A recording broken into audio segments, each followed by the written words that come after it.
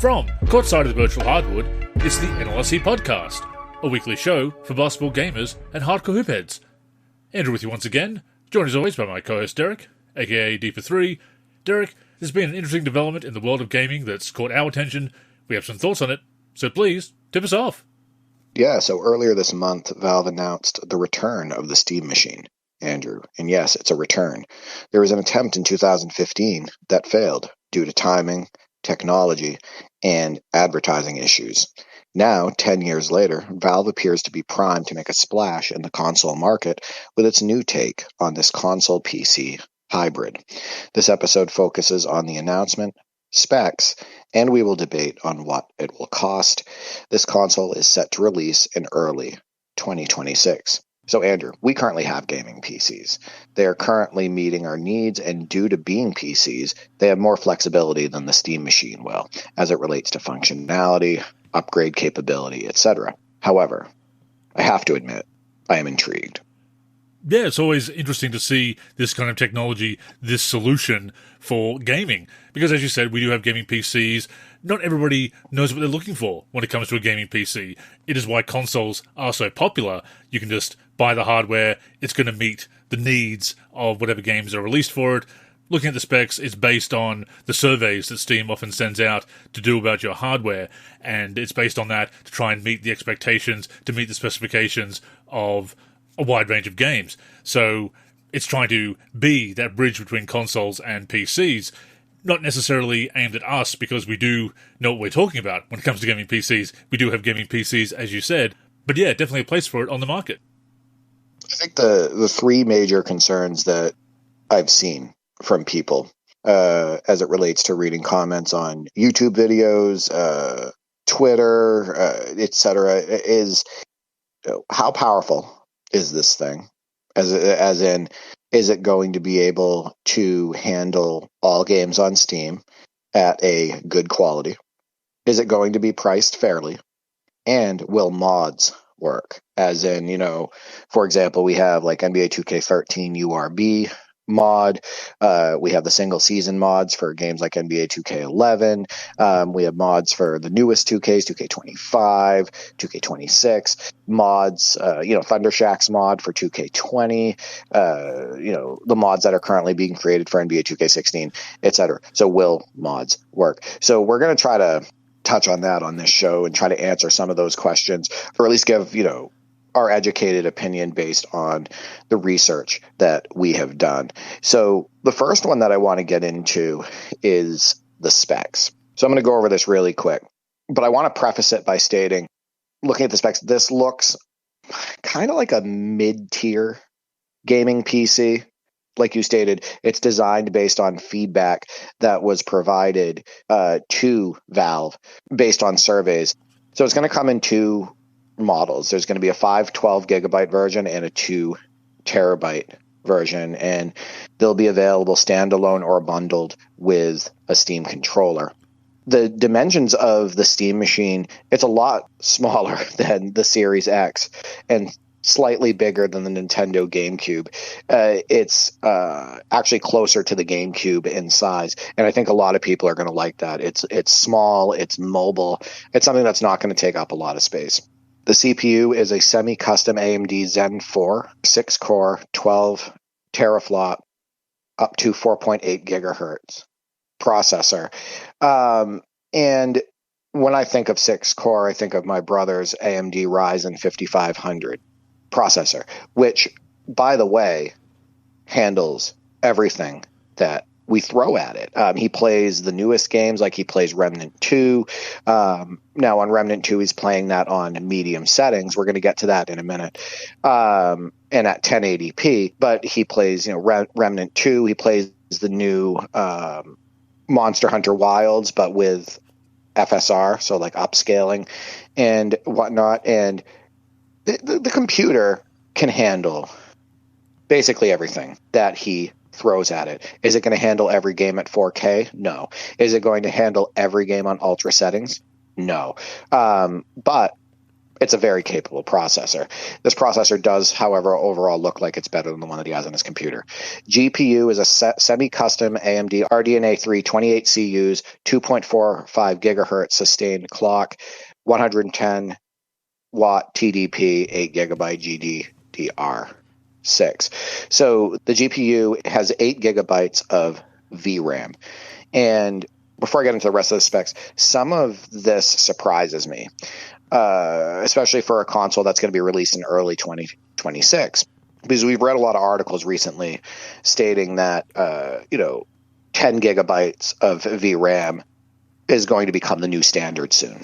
Or it's recommended to get 10 gigabytes or 12 gigabytes of VRAM because a lot of the newer games are taking up a lot more video memory.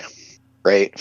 And when I heard that the Steam Machine was announced and before I saw the specs, I expected the VRAM to be in that range, 10 gigabytes, 12 gigabytes, et cetera. So surprised they went in with the low end of VRAM.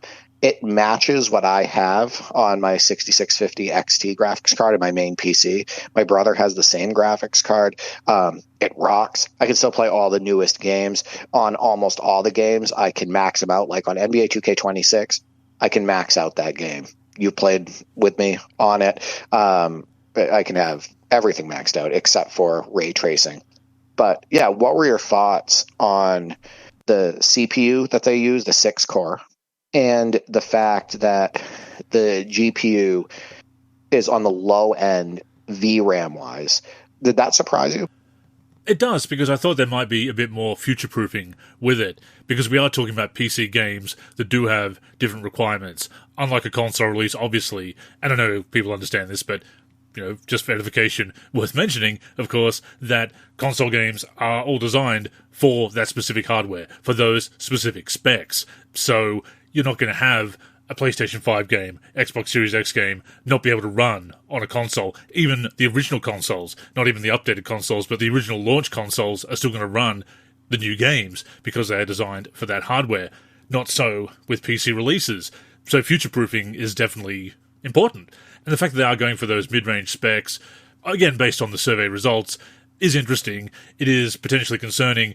Obviously, running a lot of modern games on medium settings is still pretty good. It looks still pretty visually impressive on medium settings, still equivalent to a lot of 9th generation consoles, as you pointed out with recent NBA 2Ks. But yeah, the lack of future-proofing is a concern. It makes me think that this is more aimed at, I don't really want to say a casual audience because that always has negative connotations, or the casuals, those filthy casuals. I don't mean it like that. But if you are a PC gaming enthusiast, you are going to go for that top-of-the-line gaming rig, right? You're not going to go for this machine. You want to have the absolute top specs. You want a machine that you can upgrade fairly easily. At least put a new video card in, another hard drive, more RAM, etc. This is not for enthusiasts. It's for pretty keen gamers, people who don't want to worry about specs and so forth. But yeah, that is a risk when it comes to PC games because they don't all have the same specifications, the same requirements like a console release. So it is surprising that they're going maybe a little bit underpowered. I'm not saying this is a weak machine, but the lack of future-proofing, yeah, it's interesting. Yeah, I think I have a little bit of a different take on that, just for the fact that I consider myself a PC gaming enthusiast, right? In the sense that about 99% of my gaming takes place on PC, right?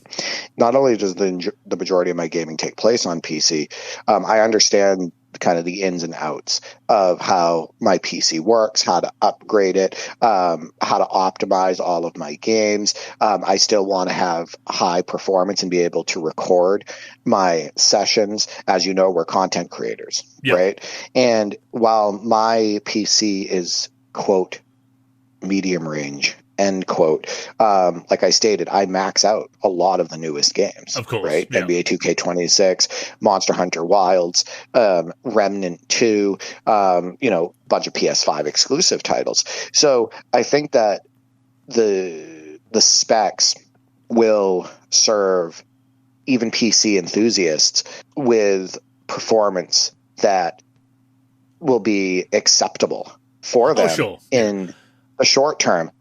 Not all the time, though. I want to point out. I'm I was watching a video there. Like, the ones that want the absolute maxed out, this is in 4K, it's running at 500 frames per second kind of thing, Right. I want to point out that, there was a great video, and this was released by IGN, and I recommend looking it up. It's on YouTube. It's called Steam Machine Hands-On First Impressions of Valve's New Console-like Gaming PC. And he talks about certain games that he booted up with the Steam Machine because he had, again, those hands-on first impressions. And talked about how certain games like Cyberpunk 2077, he booted it up and it was good to go. Basically, right out of the gate, I believe on the highest settings. And there was games like the new Silent Hill where the Steam Machine defaulted to ultra settings at 1440p, and he was getting about 15 to 20 FPS. Right. Now, I game on 1080p, and that changes everything. Right. I love gaming on 1080p. I plan on doing it for years. And so when I go 1080p at 60 FPS, that's what I want. And so sometimes I can, max out a game with those specs that somebody that's trying to play on a higher resolution, isn't going to be, they're not going to be able to get there. Right. If they're trying to play on 4K, they may have to lower their graphic settings in order to achieve a playable frame rate at that 4K. And in this, that's one thing that I didn't like about this video is the fact that they didn't talk about 1080p at all. He was talking about, 1440p or 4K and all of that stuff. But as you know, Andrew, there's still millions of people that play at 1080p. Definitely. And almost all the YouTube videos that you look at, they're usually at 1080p. And a lot of times that's the standard on TVs. And we're also talking about a console here. And when I say the standard on TVs, I'm saying like what people play video games on. So the point that I was trying to make here, though, is that I think that the specs being mid-range might not be the worst thing at the end of the day, because it's going to be able to play basically all of the classics, like older games, on Ultra, right? So the Steam library, the beauty of Steam is that you can, boot up, if you have it in your library, NBA 2K12, or like 2016 Doom, or like old Half-Life games, stuff like that. If you can get some of these games on Steam, like the old Borderlands games and all of that stuff, which are still available, bam, you can run that highest settings, blah, blah, blah. But then also with these specs, like I stated, you should be able to run a lot of the newest games, either maxed out or at medium, which is what I consider console quality honestly to be most of the time, like PS5, if I run, or PS4, if I play a game on there, but then I run that same game on medium on a PC, it's usually comparable, right? So they're still getting like a console quality experience at times. No, that's true. Absolutely. And this is why I didn't want to portray casual as a bad thing. As enthusiasts, we can look at specs, we can understand specs, we can shop around, we can get a custom-built PC if we do want to go a bit higher, or even if we want to go mid-range, we know what that is, so we can kind of shop around and know what we're shopping around for. With somebody who's a bit more of a casual gamer, they still may be enthusiastic about it, they may still want to frequently game on PC, but they don't really know specs, don't really know technology, so they just want to have what is a good, capable gaming machine for PC games, for Steam games. This is kind of the solution for that, I think. Exactly. A plug-and-play option just like consoles. Yeah. And obviously, you'll have to, with certain games, you'll have to go in and mess with some graphic settings, right? Like he was mentioning the game Silent Hill.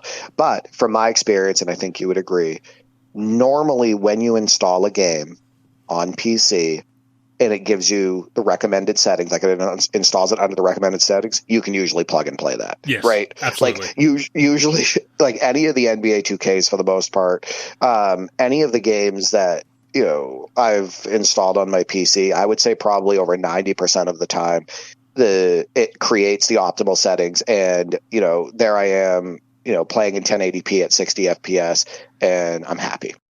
Yeah, it's not like PC gaming in the 90s where we had to pick the right IRQ channel, make sure the hardware was properly configured, all of that stuff. I'm kind of nostalgic for that, but at the same time, I don't want to go back to that. I can do that if I need to do some retro gaming in DOSBox, because I'm used to it, and DOSBox does make it easier than older hardware, obviously. But yeah, a lot of fiddling around back in the day. I remember when we were wanting NBA Live to be a next-gen port, what was then a next-gen port from the 7th-gen consoles, and of course, eventually it stopped coming out on PC, but then NBA 2K came to PC with NBA 2K9, and a lot of people who were saying, we want the Xbox 360 port, we want the PlayStation 3 port, I've got a computer that can handle that, and they couldn't run NBA 2K9 because they were gaming on a system that you just get. You know, back in the day, you want a home PC that'll do everything, it can do some games, it's mostly for office work, etc. Yeah, it's mostly for browsing and word processing. Back in the day, yeah, absolutely. Yeah. Underpowered for gaming. Not everybody knew about specs. You know, you could read the back of the box, you could read the specs on that came with the computer, whatever, but not everybody had a really good system for gaming back in the day, and they were caught out in the late 2000s, early 2010s. Some people that had underpowered machines and trying to run NBA 2K, the new NBA 2K that was a 7th-gen port on those systems. So again, this is the kind of thing that alleviates that incompatibility, and much less messing around them back in the 90s. But yeah, back in the day, there was a lot of underpowered machines. I remember when I used to work for my local internet provider, when it was a thing, we would do some repairs for people as well, and they'd bring in their machines, and people that have these Windows XP machines with 64 megabytes of RAM. Now, you can install Windows XP on a machine with 64 megabytes of RAM, but it runs like a dog. It doesn't run well at all, so for a long time there, they were selling a lot of underpowered PCs, not as much of an issue these days. And of course, the Steam Machine is going further to avoid that. I also want to point out that the graphics card that's in my gaming laptop right now is an AMD 7600S. The graphics card that's in the Steam Machine it was compared to the 7600 mobile from AMD. And I just want to point out that my graphics card on my laptop runs everything maxed out that I've ever thrown up against it. And you and I actually played NBA 2K25 completely maxed out on my laptop, if you remember correctly. We connected via Parsec. I was recording the session at the same time, all of that, and it worked perfect, right? At 1080p, 60 FPS. No, for those people that do want 4K, who do want higher resolutions, it states for performance, it supports 4K gaming at 60 FPS with FSR, RT supported, 6 times more powerful than the Steam Deck. And it's important to note that in the video that I watched, it was stated that 20% of Steam Deck users dock their Steam Deck to play on their TV. And the Steam Deck has had millions of sales, right? And so that 20% number actually encompasses a lot of people. And so people are already doing that, a lot of people that own the Steam Deck, and this is 6 times more powerful than the Steam Deck. So that's a big bonus. And like you say, around the size of a GameCube, kind of console-sized, you can set it up there, in your TV setup, in your cabinet, near the TV, hook it in with a HDMI cable, and away you go. You can do that with a desktop as well, obviously, but you don't always have the room for it. So, again, a convenient solution. Yeah, and it is bigger than the GameCube, but that was the comparison, because I don't know what other console you compared to. Comparable. Well, basically, it's boxy. It looks like it. Right, it's definitely boxy. RAM, 16 gigabytes of DDR5, and that is upgradable. There's 2 pieces of this Steam Machine that is upgradable: the RAM and the storage. Apparently, you can connect a NVMe SSD, like it can fit an NVMe SSD, and then also it has the micro SD slot. So RAM and storage are upgradable on this, and I think that's a nice touch. Yeah, that's important to be able to expand that power. And the storage, that is the thing that bothers me about consoles, in particular these days, because you are installing these huge games. And on PC, I've got my 2 hard drives. Well, I've got the HDD and the SSD internally. I've got an external HDD to install Steam games on as well. Looking at PS5, I've never upgraded that with an extra SSD, so I'm juggling games on that constantly. Can really only have a couple of NBA 2Ks installed at any given time. So, yeah, the storage is a huge thing these days because we are installing massive games. And you look at the size of people's Steam libraries, so many unplayed games, obviously, so many uninstalled games. And yes, of course, you can juggle it. It's easier these days with fast internet connections and no data limits as well in many cases. But having that huge storage and being able to expand it, yeah, that's a big deal. Yeah, one game nowadays can easily be over 100 gigabytes. Yeah, 2K. Right. And yeah, exactly. And people who have been PC gaming for years know, how big these games have become. But not only that, those who have been modding for years know how much space mods take up. Oh, yes. Right. And yeah, for those easily. people that do want to install some of these mods, especially, big roster mods or big overhaul mods for, adventure games, RPG games, action games, etc. Those can take, 20, 30, 40 gigabytes, sometimes more. I've seen mods get up to around 100 gigabytes themselves, oftentimes much bigger than the game itself. So being able to, upgrade the storage is a big deal. Plus upgrades, you need to have that space on consoles and PC, that temporary storage space to download updates. So yeah, you need those big drives. As far as ports, obviously it has, HDMI. It has 2 front USB 3 ports, 2 USB 2 rear ports, the standard stuff like Wi-Fi, a port for, your LAN connection, all of that stuff. So pretty standard stuff, HDMI 2.0 up to 4K, 120 hertz. And then it lists some other features, customizable LED bar, works with other controllers, accessories and PC peripherals, Wake with Steam controller, runs Steam OS. So here's the other piece. A lot of questions about mods working on the Steam machine. And it comes with Steam OS. And WizCard Rush in our Discord mentioned there's a workaround to make sure mods can work with Steam OS without installing Windows. However, I do want to point out that it was noted that Windows can be installed on the Steam machine. So you can turn this into a PC. And that might avoid you having to do all of these workarounds in order to get mods to work. But WizCard Rush stated, so all mods work the same way as Windows with just a few added steps. To run Windows games on Steam Deck, Proton needs to be run to translate the code from Windows to Linux. Proton creates a separate Windows file system for every game, so they are all independent of each other. Once Proton creates the Windows file system, you need to drag and drop your mod files into the same one you would in Windows, and then you have mods working. So it seems like you'd have to do a workaround to make it work.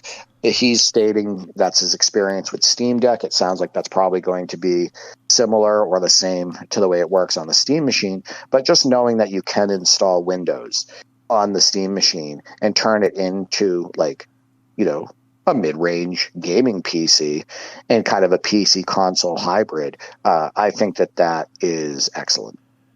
Definitely. And look, when it comes to mods, there's often a little bit of fiddling around. There are some mods that we've been able to install simply by dropping into the folder, maybe overwriting some files, the original files if need be. That's just the way it goes with modding.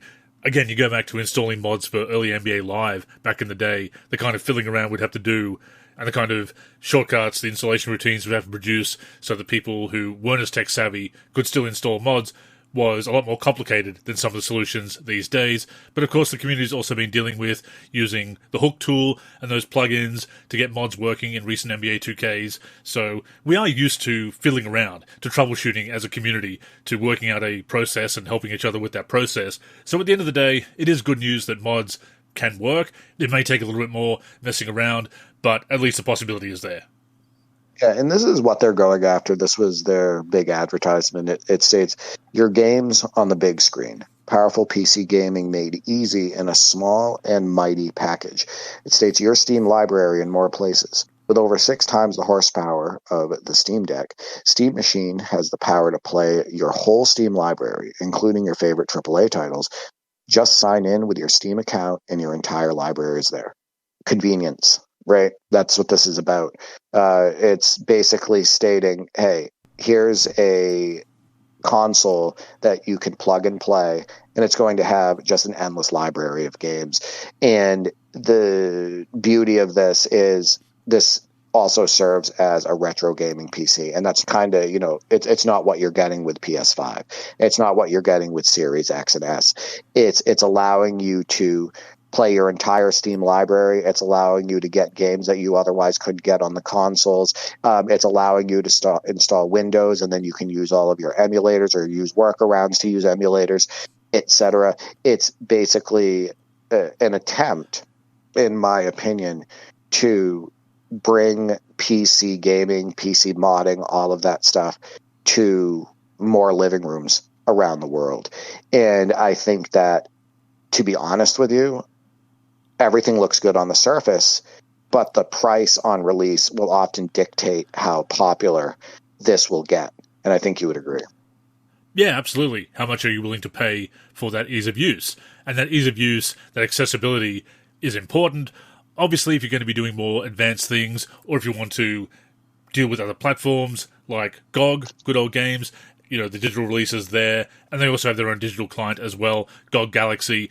As you noted, you can install Windows on this machine, so there is some flexibility there if you are a power user, if you will. If you are a more advanced, tech-savvy person, you can do that. But once again, if you're going to do that, you might as well go for a PC. You might as well go for a high-end gaming rig. That option is going to be there. Once again, this isn't going to take away that option. It's not going to necessarily be for those people. It's not going to draw them away from those fancy, expensive rigs and the flexibility that you can get from a desktop PC, a Windows PC.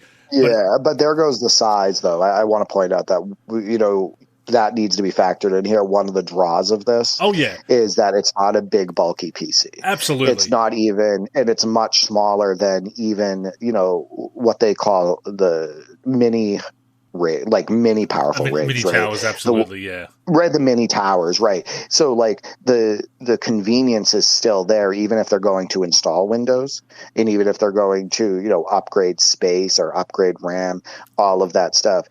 There is still a draw there, I think, for even, people who are, quote unquote, PC enthusiasts, right? Or somebody that, absolutely, et cetera, right? Oh yeah, it's going to be there. They're going to have that flexibility.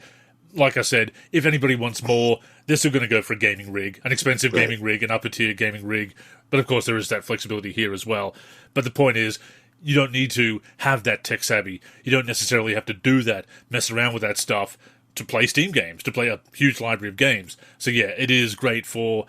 Again, I hesitate to use the word casual because it does have such negative connotations in the gaming community. But certainly people who aren't necessarily super tech savvy...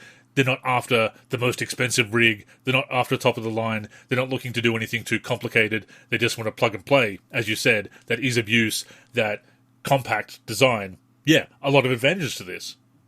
Yeah, I also want to point out that, people that do want some extra storage and they don't want to, like, open up the Steam machine to, like, mess with, installing NVMe or anything like that.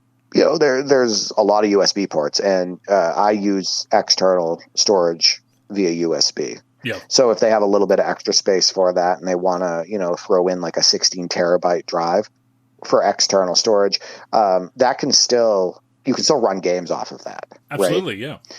Yeah.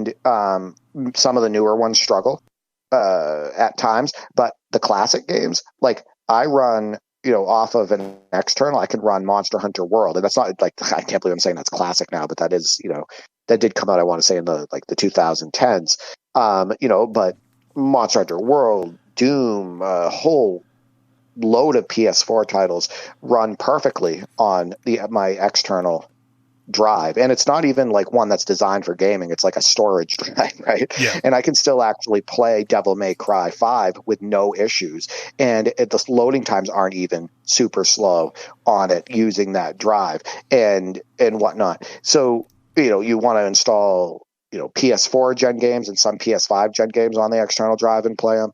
If you want to install emulators, if you want to install the classics, all of that stuff, man, like, you can get a lot of extra storage just by using one of those USB ports, right? For more storage and not, and that makes it so you don't have to break apart the Steam machine. Yeah, definitely. Like I said, I've got a WD Black hooked into a USB 3 port, and that works great for the games that I've got installed on it. Great way to extend the storage, to install some extra games, because once again with Steam libraries, we often end up with huge Steam libraries because we get games on sale, and suddenly there's a lot of games that we haven't played or haven't finished, haven't spent a lot of time with. So yeah, that's how I've used that drive to install a few extra games on that. And it's also good for a bit of extra storage as well. In fact, I keep a lot of my videos on there, my recordings, while I'm waiting to cut them up and create videos. You know what I play Devil May Cry 5 and Monster Hunter World, Monster Hunter Rise, those games off of, and all of my emulators, including our NBA 2K9 season? An easy store drive. Mm. You know, those are not optimized for gaming. It's supposed to be a low price to give you a lot of storage and mostly just for like file storage and whatnot. But I boot up those games off of that easy store drive and I have absolutely no issues. And the loading times aren't even much longer.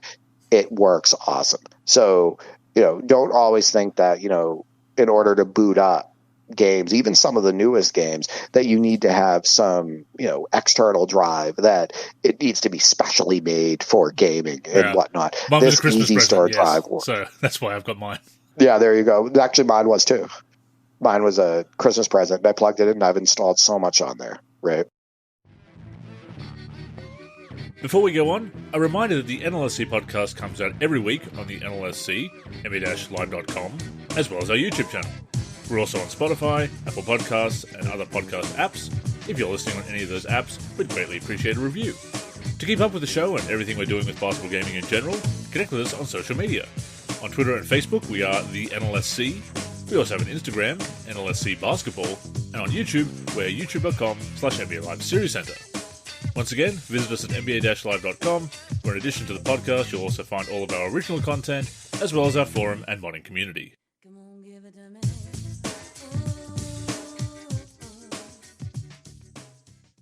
The last thing I want to get to before we talk about, you know, what the cost might be for the Steam Machine is these damn controllers. I compared them in bulkiness and size to Jaguar 64-bit controllers, which were not exactly user-friendly. However, these Steam Machine controllers do look lighter, and you need to have the track pads, and that's why they're bigger, right? In order to, you know, navigate your console, in order to replace like a mouse, etc. So I understand why the track pads are there. The control is bulky, but really it looks, I don't know, I guess it kind of looks like the equivalent of an Xbox Series X controller, just with a bigger middle piece that goes down further, right? I don't know how comfortable it will be in hand, but it doesn't look like that big of a deal to me. They did state, though, that you can use other controllers. So I'm guessing that if I plugged in like my Xbox One controllers that I use, or, you know, the USB dongle that transmits a signal to allow us to use wireless controllers for, you know, Xbox One or Xbox Series X, I assume that those would still work as well. But while the controls are bulky for the Steam Machine, I can see why they are, and I guess they don't look too bad. Yeah, I'm somebody who has genuine nostalgia for the Nintendo 64, Derek, with its controller, so I'm in no position to be making fun of the Steam controller, I suppose. But I share your opinions. It looks bulky, but I see the reasons for it.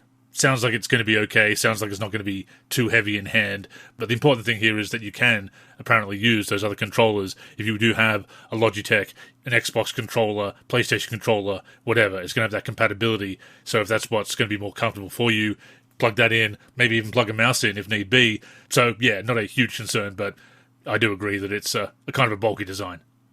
I will say this, that I think the majority of people that buy this are not going to install Windows on it. I think that they're going to use it as a, you know, as they would a console, and they would navigate using the controllers, right? Exactly. So that is my opinion. So I wanted to get to the cost piece. IGN wrote an article, "How much will the Steam Machine cost?" The Steam Machine price might be higher than you think it is. This was written by Jacqueline Thomas on November 14th, 2025. It states, Valve announced a new Steam Machine this week, and while I think it's going to have a major impact on the next generation of gaming hardware, there's still one big question mark looming over the little GameCube. How much will it cost? The price is seemingly the one thing Valve didn't reveal when it announced the new system, but it did give us some hints. Namely, the Steam Machine is equipped with the equivalent of a mobile Radeon RX 7600, albeit with a much higher TDP, which stands for thermal design power. When I was in Bellevue looking at the Steam Machine a couple of weeks ago, I was told that while there wasn't a price, it would be similar to a similarly spec'd gaming PC. And there was reason to believe that Valve wants to keep the pricing reasonable. When I asked Valve hardware engineer Yazan Al-Hayat, hopefully I didn't butcher that, about the pricing goals, he told me that affordability is just something we thought about. Every time we made a hardware decision or a feature decision, it's to make sure we keep it as approachable and as affordable as possible. While that alone doesn't mean the Steam Machine is going to be affordable, it does fall in line with how the company approached Steam Deck pricing, which is still the most affordable handheld gaming PC ever launched. We like to hear this, right? They took in survey results from consumers, which is what you should do, and built the machine based on that, right, Andrew? Yeah. And I think that the best way to get in the door here in the console space and to make a super splash is by making this console affordable for, as you stated, and it's not a term that we should use as a negative, but for the casual gamer, right? Like, this shouldn't be just for people who are enthusiasts or gaming enthusiasts. Yeah. Right. It should be for casual gamers as well, and the price should reflect that, in my opinion. Yeah, absolutely. And you look at the cost of consoles has been going up. We talked about that on last week's show, actually. And yeah, the price is probably what's going to keep me from getting this. And in the short term, I do have a gaming machine, I do have consoles, so I'm not really in the market for another gaming device at this time. But certainly I do want it to be affordable. You look back at the PlayStation 3, came out a lot more expensive than the Xbox 360, and that certainly wasn't to Sony's benefit that generation. It continues, an equivalent PC. If the Steam Machine is going to be competitive with gaming PCs with similar performance and specs, what does that mean? Well, there's a lot to unpack there. The Steam Machine is equipped with a 6-core Zen 4 CPU and a RDNA 3 GPU with 28 compute units. In terms of desktop hardware, that would make it roughly equivalent to an AMD Ryzen 5 7600X and a Radeon RX 7600M, both of which are pretty affordable, at least compared with other components. I went ahead and priced out an equivalent PC on PC Part Picker and ended up with a build that costs about $913 at the time of writing. That seems like a lot, but it's actually an imperfect comparison due to the size constraints of the Steam Machine, essentially a 6-inch cube. That's less of a desktop PC chassis and more of a mini gaming PC, most of which use mobile class hardware to fit into a small chassis, and the Steam Machine is no different. You see, the Radeon RX 7600 for desktop has 32 compute units with a 165-watt TDP, which is a bit more powerful than the 28 CU GPU found in the Steam Machine, and it also has a higher default power level. The 7600M, however, is built on the same graphics architecture as Valve's custom-made chip, and has the same 28 CUs, but usually operates at a much lower 90-watt TDP. So, the Steam Machine is running on what's essentially an overclocked laptop chip. How much would an equivalent gaming laptop cost? Well, right now, there basically aren't any. So, it's perhaps better to look at laptops with a 6-core processor, 16 gigabytes of RAM, and an NVIDIA GeForce RTX 4060. So, I want to point out that my laptop that I got, that has a 7600S GPU, and it looks like a better processor than what's in this Steam Machine overall performance-wise, and it also has 32 gigabytes of RAM, which is higher than the 60 gigabytes that's on the Steam Machine. I paid about $1,200 for it, right? $1,200 or $1,300, and it handles everything that I throw at it. She continues, right now you can find something like the MSI Thin B13VF with a Core i5 13420H, 16 gigabytes of RAM, and RTX 4060, and 512 gigabytes of RAM for around $780. That almost exactly lines up with the Steam Machine's actual specs, and that's with a monitor stapled to it. Realistically, the Steam Machine is probably going to land somewhere between the laptop and the desktop in terms of what it's capable of, due to the greater amount of electricity being pumped into it. There is a third class of computers that already occupies this middle ground, mini PCs and nukes. So I'm not going to read the rest of this article, but you kind of get what she's getting at as it relates to price. And it's kind of off-putting when you read it like that, when you read, $780 or $900 and whatnot, because there's no way they're going to come out of the gate with the 512 gigabyte version being that much, right? My opinion is, and again, this is completely, and this is totally an opinion, I think that the 512 gigabyte version would be minimum $500, maximum $600. That is my opinion. And with the 2 terabyte version potentially being $700 or $800 max. Is that kind of in line with what you're thinking? I just don't see them going under $499 for any version of the Steam machine. Yeah, that is kind of what I was thinking. I just did the conversion from US dollars to Australian dollars online, and that's looking at kind of like 750 Australian to 1200 Australian, and that's actually basically the price range between currently the PlayStation 5 Slim Digital and the PlayStation 5 Pro, respectively. So kind of in that ballpark of a PS5 at the moment. That makes sense to me. I think that's probably the cost we're looking at. There's an article that came out from Eurogamer, and I agree with this, by the way. It states $400 with a controller. This would really send a message. One analyst on how Valve's Steam machine could make the biggest impact on the games industry. Quote, the elephant in the room is that Valve just beat Xbox to the punch, end quote. And this article feature was written by Connor Maker. He's a staff writer. But, I think that would make the biggest splash. And I think that would get a lot of casual gamers, like I said, a big part of the audience, a lot of them to purchase. Meanwhile, if it was a higher price, if it was, $500, $600, $700, those people might be turned off. In the article, it states the sweet spot would be $400 with a controller. This would really send a message as console manufacturers have been raising their prices. A digital PS5 costs $499, while the Xbox Series X digital is $599. And it states there are 2 different Steam machine SKUs, a 512 gigabyte edition and a 2 terabyte one. A $400 to $450 floor price is feasible. I could see Valve selling a couple million Steam machines next year at a price point like that. If they stagger their supply well, and it states they've learned a lot from the Steam Deck, and if they get the rollout right. It also states Valve also needs to set a price that trumps current generation consoles while effectively marketing its use cases over traditional consoles. This is a no-brainer for getting meaningful traction among console-curious gamers, not just PC enthusiasts.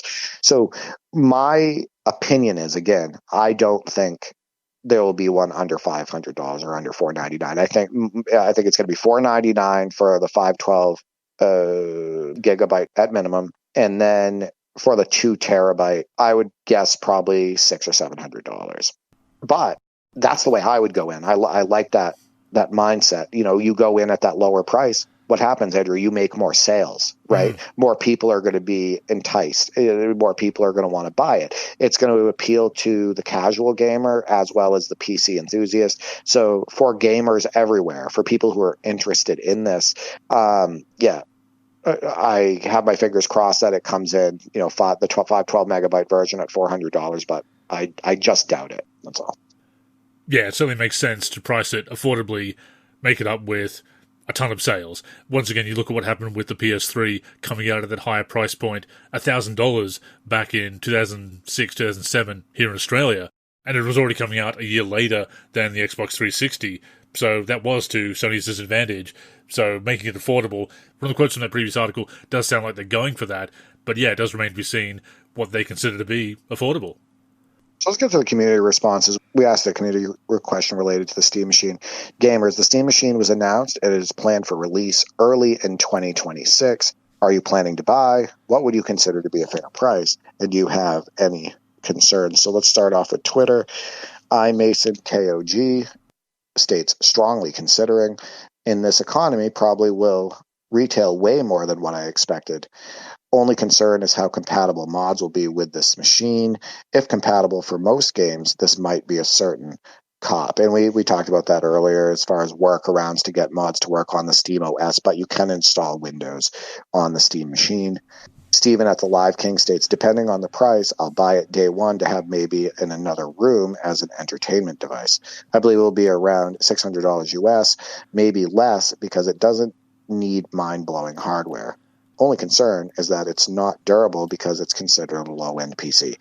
I don't agree that it's considered a low-end PC. I consider it mid-tier, based on everything that I've read. My experience with quote-unquote mid-tier GPUs, CPUs, etc., stuff that I have in my current rigs in my home and whatnot. But there are people out there that probably would state, you need 32 gigabytes of RAM today. You need more than 8 gigabytes of VRAM. And then consider anything that's 8 gigabytes or less, or 16 gigabytes of RAM, low end. But in my opinion, this is the equivalent to a mid-tier PC. And Andrew, your PC right now, by a lot of people, is considered low end. That's right. Yeah. Your graphics card isn't as good as mine. Your CPU isn't as strong as mine, etc. But you really don't have any problems, right? I mean, sometimes you have to run games on medium or medium high, but it's meeting your needs as it relates to, resolution, FPS, and, you're getting your fix with it. So even low end, in your case, is working out. It's funny. We talk about running older games, it being a retro gaming machine as well. I saw a meme come up in my feed the other day. Cartoon character says, "Oh, I've got this brand new gaming PC. It's got X, Y, and Z." And the other character says, "Oh, you're going to be running these awesome new games then?" "Oh no, I'm going to be running all my old games, just faster." And that's kind of how my PC has been, because I've been leaning towards retro gaming so much that it is important to have that PC that can run newer games on medium settings. As you said, that's what I've been doing for those games like NBA 2K25, NBA 2K26. But yeah, running everything else absolutely beautifully, maxed out, and of course, all my old favorites. T Gentry at Bucky_T states, it most definitely depends on the price, because you will know I'm an old school console gamer. I have no problem switching systems the old way, but this would definitely be a hell of a lot easier for sure. I think you would get into it, to be honest with you, especially if it had, better video capturing and sharing capabilities. One bonus I would say to the Steam machine, from everything that I've read, is that, you don't have to pay for online subscription, right? You have your online access, you have your Steam library, you jump on and you're good to go. And I think that that's also a draw for some people. There's no extra costs, right, above getting the Steam machine and, getting online, and then you start playing your games. So yeah, that's another bonus. That's a Rel at _Relhouse states, I just want to see the price and see how it performs, then I'll make a decision. And yeah, for him, it's probably better to take a wait and see approach. Once people get their hands on it, you watch some YouTube videos, see how it's performing, see how the mod piece works, etc. Yeah, I think the price is going to be the sticking point, and that's no surprise, obviously. But for a lot of us, we already have some kind of gaming hardware, consoles, PCs, maybe both, as in our cases, so you don't necessarily need this. If it's not in the budget, and certainly if it doesn't feel worth it to spend that money on it, then yeah, it might be something that people will give a miss, at least in the short term, until the benefits are more obvious. So yeah, I can see a lot of people waiting to see if there are any tangible benefits, certainly saving up for it as well. And as far as video capture, that is a big thing, because a lot of people are casual content creators, or are full-time content creators, or they just certainly want to capture their cool moments for posterity. So yeah, that is definitely a factor as well. I'm guessing you could probably connect it to an Elgato and connect it to another PC to capture that. Exactly. So there are ways of doing that. It's got HDMI out, so you can certainly connect it to an Elgato. Depending on the model of Elgato, you can have very little delay going straight to a monitor or TV anyway. But then again, you can always use a splitter anyway. So I'm guessing there is a way. But yeah, these days, that capture functionality is really important. Yeah, also, there is the internal recorder now on Steam. I haven't used it yet. I don't know how that's working for people, but Steam now, allows you to record. It's kind of clunky for me. But when I tried it, it wasn't as good as Action or even Bandicam. It wasn't as good. Yeah. Well, the good thing is, too, is if you end up getting Windows installed on the Steam machine, you can also just get Action. But like I said, I think most people aren't going to do that. I don't think most people are going to install Windows. Teddy Bear the Gamer at 317 teddy bear states. I would give this a chance. I wonder if we'd be able to get mods on there. And then $400 is a fair price. And yeah, I think $400 is the sweet spot. I really hope they come out of the gate with the 512 gigabyte version being for that price. However, I find that to be unlikely. Mike P for 3 at Bike Portrait states, if I could play all the NBA classics on one machine, then that would be great. I think that the price will definitely be up with the likes of Xbox and PlayStation. I definitely would be interested in it for the future, but I think I'd probably put the PS5 ahead of it on my own list of wants. And he's been strictly a console gamer. At least I know, as of recently. And, he's been playing the PS4 version of NBA 2K26. He did the same thing with NBA 2K25, etc.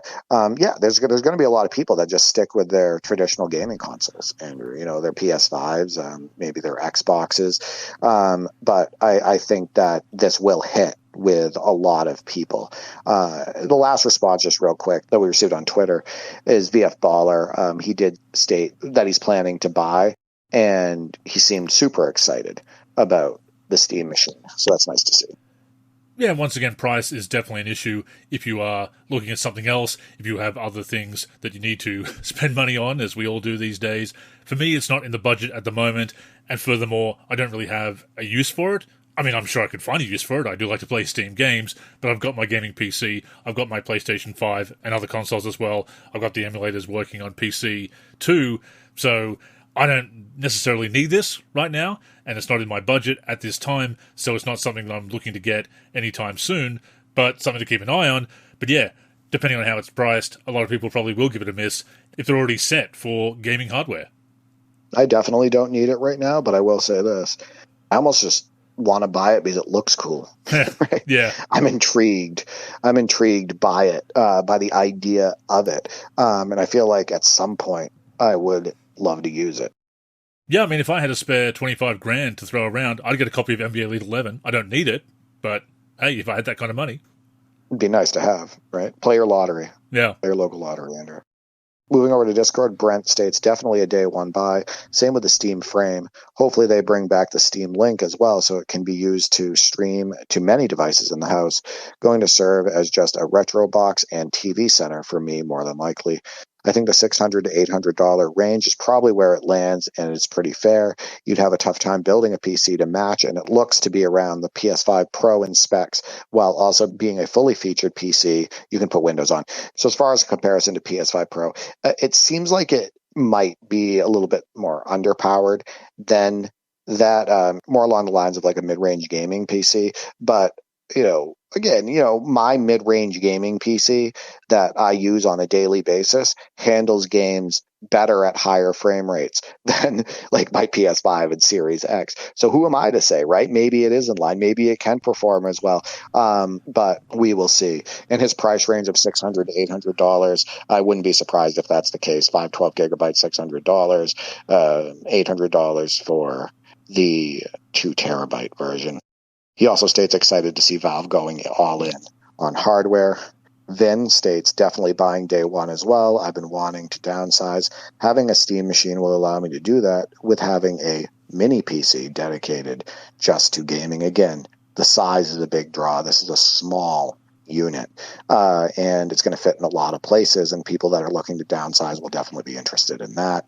Pep states maybe if I wasn't fair and put my mods behind paywall, I'd be able to afford that. But now it is what it is. Again, people that are already gaming on consoles, people who already have, maybe a PS5 and a Series X, or they have, one or the other, a PS4 or an Xbox One, maybe they're just going to stick with that and they don't want to spend, hundreds more on a new console. Yeah, and shout out to Pep, as always, for adhering to those traditional values that we have in our modding community, for always releasing his work free of charge, uploading it to the download section, has just released some great jerseys for NBA 2K14 for the 2026 season, the City and Statement jerseys. They look fantastic. Awesome modder. Love his attitude and his contributions to the community over the years. Shout out to you, Pep, as always. And yeah, as for downsizing, yeah, if you no longer need that top-of-the-line PC, or you're not really doing any work on PC, you just want to use it as a gaming machine, having that smaller box, that smaller tower, just going with a plug-and-play device, yeah, if you don't need more sophisticated hardware, then yeah, it makes sense to downsize. Wizcard Rush states, for me personally, I will wait to see what the price looks like before I decide if I will buy. I would consider anything under $475 a fair price for the specs. The Steam Deck sadly isn't strong enough to run some of the tougher to run 7th gen basketball games via emulation, so there's value to me being able to run them via something like the Steam Machine. I do have concerns about dual booting, as on the Steam Deck OLED is not possible because Valve has not developed some of the needed Windows drivers, but for the OG Steam Deck, dual booting is feasible. I hope they actively help with dual booting for the Steam Machine on release. And then he states, Steam Deck OLED drivers for Windows did release a year ago, but there was quite a few months where it was not possible. So I worry for release of Steam Machine, you will not be able to dual boot. He also states in another comment that he believes the specs look to be between a Xbox Series S and a PS5 Pro. CCB44 states 100% yes, depending on the price. I'm hoping that it's like $500 or $600 at launch, but I'm sure that's just wishful thinking, and it'll probably be more. And he's thinking like I am. I think that the $500 to $600 price points he mentioned are going to be the low end of what it could release at. Definitely, and to Wizcard Rush's point, yeah, it might not have all of the desired functionality, especially the advanced functionality right away, and it may come eventually, and that will be good news, but it might not be what everybody wants at launch. And finally, the X, also Andrew the X, on Twitter states, wait and see, as won't be easily available in Australia like Steam Deck for the first 2+ years. It will also depend on price. If it's AUD $1,000 or USD $650, including taxes, then it starts to get very tempting. But I don't have any Steam library. It's probably not on the cards anytime soon. My concerns are the distribution channels. I'm not interested in importing it from overseas. I want Australian consumer protection on electronics purchase. If Steam really wants more mainstream consumer purchases, then price and distribution channels are key. I also want to point out, he makes a very valid point. A lot of people out there don't have any Steam library at all, right? So they're going to have to rebuy games, right, to install on this Steam machine. And I think that plays a factor as well, as it's, you get the Steam machine and then now you got to buy your games, and then the cost goes up, right? So, for those who already have existing Steam libraries who can just buy this console and just install their pre-existing games and hit the ground running, I think that's a super convenience. I think you would agree. But he would have to start from scratch with this console. And from the perspective of our community, a basketball gaming community, a lot of those games are no longer available digitally. They've been removed from the Steam storefront because of licensing rights. They're no longer being supported, they're no longer being sold. So if you want to go back to NBA 2K16, NBA 2K17, maybe you can find a key on the grey market, or Amazon might still be selling it. That will be region-specific as well. So yeah, if you don't have some of those games, and not just basketball games, other games that have been removed from the Steam store as well for whatever reason, then you're just out of luck, and you don't have them there in the library as we do. And even if all of the games that you do want are still available, then yes, that is that extra expense, as you said. And I totally get what X is saying about having the protection, because we do have excellent consumer protection laws here in Australia. So getting it through the right channels, getting it locally, not having to pay a big import cost, simply being able to get it locally is a big deal. And yeah, traditionally that has been a concern here in Australia. I believe we received one response on Facebook. We do indeed. Jacqueline says, I don't use Steam, I use emulators. What's the pitch for someone like me, if any? And I guess, yeah, that is a hard pitch if you're not a Steam gamer already, if you don't have that Steam library, to the point that X made. You do have to buy those games as well, or be gifted them, I suppose. If you're not a Steam gamer, if you're not a PC gamer in that regard, it definitely does have less appeal. Yep, I definitely agree there. I also want to point out that I guess the bonus would be for somebody who likes to use emulators and all of that, and you don't want a bulky gaming PC or whatever, you could technically use this as a Windows PC as well, right? So, I mean, you could technically install Windows on there, and, Steam would be an option, but at the same time, you could, get your emulators on there, your non-Steam games, and play those. I also want to point out, before we close the show, This whole thing about like, oh, is it an equivalent of a mid-range gaming PC or is it the equivalent of a PS5? So from what I've been reading, the equivalent GPU to like the PS5, for AMD is like a 5700 XT. And that's my old graphics card. I actually got a 6650 XT, which I want to say is 10 to 15% faster than the 5700 XT.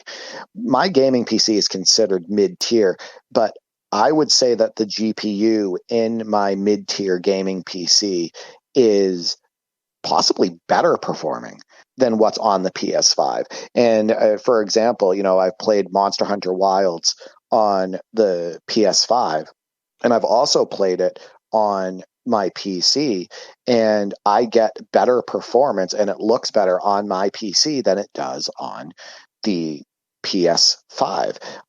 And there's other games that, I can use as examples. My processor on my PC is a 3700X, which is an older processor. It's an 8-core processor, but it's an older one. And it's considered a mid-game gaming PC, but I get better performance out of my gaming PC than I get on PS5. So maybe that's helpful for our listeners. I'm not sure. But I don't know if I would get caught up in all of that. Maybe take the wait and see approach and see, once it releases how, look at the videos where people are playing games. They're showing what settings the games are being played on. Can it max out this? What can it achieve? All of that. Maybe do that. Maybe not buy it on day one. But I do want to point out once again that I do hope that for everybody involved, that the release for the 512 gigabyte version is no more than $500. I'd love people to be able to get in the door at that $400 or $500 price point. Yeah, it's the same advice we give for NBA 2K. If you're on the fence, if you're not sure, wait and see. Wait for some reviews, wait for the opinions of people you trust to see if it will meet your expectations, meet your needs. Don't pre-order, don't make it a day one purchase if you are on the fence and aren't sure. And to your point about emulation and to Jacqueline's question about what is the pitch, if you don't play any Steam games, then yeah, it is possibly an alternative to a Raspberry Pi as an emulation machine, getting those emulators on there, getting those games on there, and using it that way. So there is some flexibility there, but once again, if you don't really have a need for it, if you're set as far as your gaming hardware, then yeah, I guess it's probably not for you. So thank you to everybody who weighed in on this week's topic. Always great to have you as part of the discussion. And Derek, we will keep an eye out for more news about the Steam machine. But in the meantime, though, we do have ways of playing our favourite games, so that is good. Yeah, I have a really large collection of basketball video games, both on console and on PC, and there's never a time when I don't have something to play, and I feel lucky. With that being said, that has brought us to the end of this week's show. Thank you for tuning in, and a reminder that you can catch us every week on the NLSC, our YouTube channel, and wherever you listen to podcasts. A reminder that both we and the NLSC are on social media, so Derek, go and plug the handles. Yep, you can reach me on X, formerly known as Twitter, at D43G and at D4384. I'm also on YouTube, D43, and on the NLSC, D43. As for me, I'm Andrew in the forum and Andrew NLSC on X and Blue Sky. The NLSC is on X, Facebook, and Blue Sky at the NLSC. We're also NLSC Basketball on Instagram and Threads. We're on YouTube at NBA Live Series Center. And of course, keep a look to the NLSC itself, nba-live.com, for all things basketball gaming. So, thank you again for tuning in, and until next time, I'm Andrew. And I'm Derek. Go get buckets, everyone.